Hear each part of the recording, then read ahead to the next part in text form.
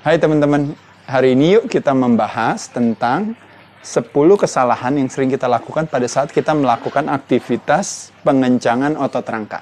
Ya, yuk kita mulai. Yang pertama yaitu adalah yang disebut namanya itikat atau intensi atau yang dikenal dengan niatan di kepala kita. Ada satu kecenderungan ya kalau teman-teman tahu, setiap kali teman-teman mengangkat beban, teman-teman suka lupa. Tujuannya adalah bukannya lebih kepada stres yang diterima oleh otot yang kita targetkan, tapi teman-teman kadang-kadang hanya sekedar menjalankan apa kalau teman-teman tahu. Hanya sekedar menjalankan tugas seolah-olah memindahkan beban dari titik A menuju destinasi B. Jadi seolah-olah dari titik A menuju destinasi B. Tuh, 2, 3, 4. Seolah-olah hanya sekedar menjalankan tugasnya tanpa memahami sesungguhnya pada saat kita melakukan aktivitas gerakan tersebut, kita berharap apa? Berharap menciptakan stres. Dalam hal ini kalau latihan beban adalah apa teman-teman sekalian? Yaitu adalah physical stress yang kita ciptakan dalam durasi yang rendah, tapi akan membuat tubuh menjadi lebih kuat. Ya, berbeda sama kalau teman-teman tahu ya, emotional stress yang berkelanjutan membuat tubuh menjadi sakit. Jadi sekali lagi teman-teman sekalian ingat ya, bukan berapa banyaknya kita mengangkat, ya, bukan berapa beratnya kita mengangkat, tapi berapa besar stres yang diterima oleh otot yang kita targetkan. Semakin berat, semakin baik selama gerakannya terkontrol. Terlalu berat tidak baik. Makanya kenapa yang nomor 2 adalah terlalu berat biasanya teman-teman lakukan. Akhirnya apa yang teman-teman lakukan yang menjadi dikorbankan kalau bebannya terlalu berat? Yaitu adalah form dan bentuk gerakan sehingga akhirnya terjadi potensi apa? Potensi cedera. Begitupun kebalikannya, terlalu ringan. Makanya kenapa konsepnya sederhana. Minimal 6 kali, kurang dari 6 berarti bebannya terlalu berat. Ringan, maksimal 12 kali, lewat bisa 15 kali, 16, 20 kali dan sebagainya, berarti bebannya terlalu ringan, berarti bebannya harus ditambah. Nah, kadang-kadang kita semua teman-teman ada kecenderungan apa? Latihannya yang ringan-ringan aja, tapi variasinya banyak sekali. Menyenangkan kalau bebannya yang ditambah. Kenapa? Karena kembali lagi, parameter daripada latihan beban adalah load. Sama seperti parameter daripada latihan kardio adalah maksimal detak nadi per menit. Nah, kalau beban adalah load, yaitu beban itu sendiri. Semakin berat pasti akan semakin baik. Tapi terlalu berat tidak baik, terlalu ringan juga mungkin bukannya sia-sia ya, tapi teman-teman tidak tajam dalam melakukan aktivitas tersebut. Paham ya? Lalu yang keempat adalah yang sering menjadi kesalahannya yaitu adalah teman-teman kurang memahami tempo. Jadi latihan, sekedar latihan aja 1, 2, 3. Padahal ingat kan teman-teman ada tempo. Temponya apa? Biasanya yang populer 1, 1, 2. Jadi artinya apa? Di positifnya 1, di puncak gerakannya 1 detik, berarti di negatifnya kurang lebih 2 detik atau sampai 3 detik. Makanya kenapa total keseluruhan 1 tambah 1 tambah 2 berarti sekitar 4 sampai 5 detik per set.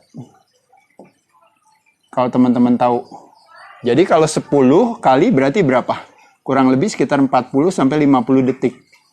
Sesuai dengan aturan kalau kita latihan anaerobik, latihan beban, berarti apa teman-teman sekalian? Di bawah 1 menit. Ya, makanya kenapa nanti teman-teman istirahat 1,5 menit. Tujuannya berfokus kepada untuk mungkin hubungannya dengan testosteron level atau hubungannya dengan growth hormone.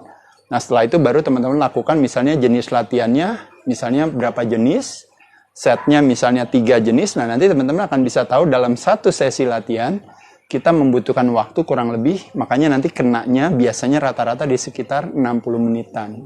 Jadi bukan 60 menit itu sebuah aturan, tapi memang kalau mengikuti kekuatan badan, biasanya kita kuatnya memang kurang lebih di sekitar itu. Kalau teman-teman bisa latihan sampai 2 jam, artinya apa? Biasanya bebannya terlalu ringan.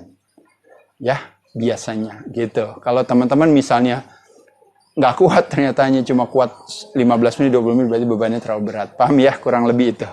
Oke, lanjut lagi. Jadi tempo, ingat sekali lagi. Ngangkat 1 detik, tahan di puncak gerakan, turun 1-2 detik. Ya, temponya diperhatikan. Tapi kalau teman-teman bilang, Mas Ade, tapi saya mau fokus ke eksplosif. Jadi ketika saya ngangkat, saya mau fokus bisa mengangkat beban lebih berat lagi, sehingga saya mau berfokusnya hanya cuma ke 1, 0, 0. Boleh nggak? Jadi hanya fokus ke positifnya aja. Jadi bebannya memungkinkan saya untuk mengangkat beban lebih berat lagi. Betul kan? Betul. Boleh nggak? Boleh, tergantung masing-masing tujuan. Ingat sekali lagi, latihan beban adalah kendaraannya teman-teman. Destinasinya bisa berbeda-beda. Paham ya? Jadi sekali lagi teman-teman di sini ngerti ya tadi beberapa kesalahan yang sering kita lakukan. Lalu yang kelima yang sering dilakukan yaitu adalah tergesa-gesa. Kalau kita lakukan, nah itu ada kecenderungan kadang-kadang sekarang ini ya, karena banyak teman-teman melakukan berbagai aktivitas latihan beban yang dilakukan. Jadi karena mungkin ada rambu-rambu soal waktu atau apa, sehingga teman-teman dari sini pindah ke sini, dari sini pindah ke situ gitu ya. Nah pada saat melakukan hal itu, make sure teman-teman melakukannya harus tetap dengan bentuk form gerakan yang baik. Teman-teman merasakan otot yang ditargetkan, yang dilatih, bebannya sesuai. Jadi bukan sesuatu yang kita mau melakukan dengan terburu-buru. Ini semua kalau teman-teman lihat kenapa ada mistake ini, teman-teman pasti akhirnya nanti selalu larinya adalah ke yang nomor 6 ini. Yaitu adalah manfaatnya didapat gak? Resikonya bisa dikurangi gak? Jadi resiko dikurangi, manfaat dioptimalkan. Jadi konsep daripada latihan beban atau bentuk gerakan, kadang-kadang kita salah melakukan gerakan, ya itu tadi bisa karena tergesa-gesa, bisa karena bebannya terlalu berat, bisa karena hanya sekedar berkeinginan menjalankan tugas saja tadi, ibaratnya harus selesai saja. Nah pada saat itu teman-teman bisa lihat, hati-hati kalau ternyata faktor resikonya menjadi meningkat malah. Manfaatnya tidak terjadi malah. Bukan hal yang bijaksana. Paham ya teman-teman ya, ngerti ya. Nah lalu lanjut lagi, yang ketujuh, nah ini yang sering teman-teman lakukan, yaitu adalah sekarang ini kan, mungkin kadang-kadang di satu sisi kita benar-benar latihan beban untuk melatih kekuatan otot, membakar gula, mengencangkan otot sehingga tulang terangsang. Kita punya strategi bagaimana dengan form bentuk gerakan yang tepat, yang pelan dirasakan benar, pada saat itu kita dapat manfaatnya. Tapi masalahnya kadang-kadang gerakan-gerakan kita sifatnya terlalu monoton, sehingga akhirnya teman-teman merasa, aduh kok terlalu biasa kalau seandainya di kamera. Saya butuh gerakan yang lebih fancy, saya butuh gerakan yang lebih fantastis, yang lebih sensasional. Karena gerakan-gerakan tersebut tampaknya lebih instagramable, gitu ya istilahnya.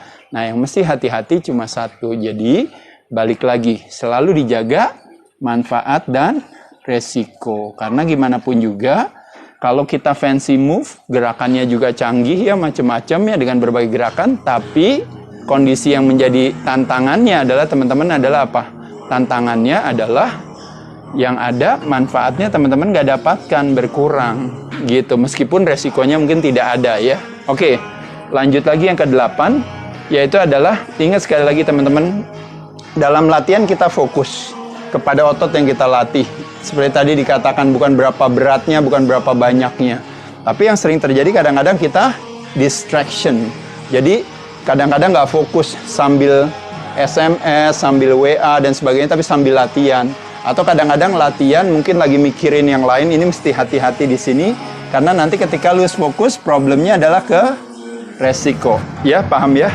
Lalu yang ke-9, teman-teman ada kelas nih di sebelah ya. Mudah-mudahan teman-teman masih dengar suara saya. Oke, kita cepat aja. Yang ke-9 adalah range of motion. Range of motion itu teman-teman bisa dalam arti otot maupun gerak. Nah kadang-kadang teman-teman suka salah pahamnya adalah apa teman-teman sekalian? Kadang-kadang mengharapkan untuk range of motion-nya harus full dan sebagainya, tapi akhirnya teman-teman nggak mendapatkan manfaatnya karena akhirnya teman-teman tidak bisa memiliki satu pengalaman untuk mengangkat beban lebih berat. Atau kebalikannya teman-teman ya, karena ceritanya hanya sekedar mau ngangkat yang berat-berat, tapi teman-teman lupa untuk merasakan otot yang ditargetkan, sehingga akhirnya movement-nya nggak optimal, seolah-olah hanya memanaskan persendian saja. Contoh paling gampang waktu leg press ya teman-teman. Leg press itu membutuhkan range of motion yang penuh. Tapi teman-teman lakuinnya cuma tendang aja, baru sebentar udah tendang lagi ke atas, tendang lagi ke atas. Sehingga akhirnya teman-teman hanya seolah-olah jadi kayak seperti hanya memanaskan sendi. bebannya, makanya kenapa bisa makin lama makin berat terus, tapi teman-teman tidak merasakan otot yang kita targetkan, bukan hal yang bijaksana. Paham ya? Dan yang terakhir, nah ini yang kalau istilahnya orang bilang, yuk teman-teman selalu katanya setiap datang ke gym, egonya ditaruh di luar. Kita fokus kenapa? Karena kita mau berfokus kepada kebermanfaatan selalu. Bahwa kita latihan ini sebagai tempat di mana kita menstimulasi atau merangsang otot kita latihan. Pada saat itu diberikan nutrisi yang baik, setelah itu diberikan istirahat yang cukup, pada saat itulah kita akan mendapatkan yang namanya hasil yang kita inginkan. Jadi sekali lagi, jangan karena ego yang terlalu tinggi, akhirnya kita kadang-kadang memaksakan diri kita. Ketika kita memaksakan, apa yang terjadi? Yang terjadi adalah resiko, terutama anak-anak muda ya paling sering, melihat hal-hal yang ada, kayak deadlift aja kadang-kadang kelar selesai, banting, buang, banting. Karena sekarang temanya hari ini adalah boleh banting-banting alat ya. Bukan hal yang baik, tergantung daripada alatnya teman-teman sekalian. Jadi ada alat-alat tertentu yang memungkinkan untuk bisa dibanting, termasuk juga tempat latihannya. Tapi di sisi lain, kalau misalnya alatnya yang normal biasa, dan juga kebetulan misalnya teman-teman latihannya di gedung atau di lahan tempat, apalagi misalnya di ruko gitu ya, atau misalnya di hotel, nggak memungkinkan untuk membanting-banting sehingga nanti bisa ganggu mungkin lantai di bawahnya dan sebagainya. Bukan hal yang bijaksana, karena kalau kita bisa tahan beban sampai terakhir dan kita bisa appreciate pada saat kita mengangkat beban, itu jauh lebih baik kalau menurut saya ya.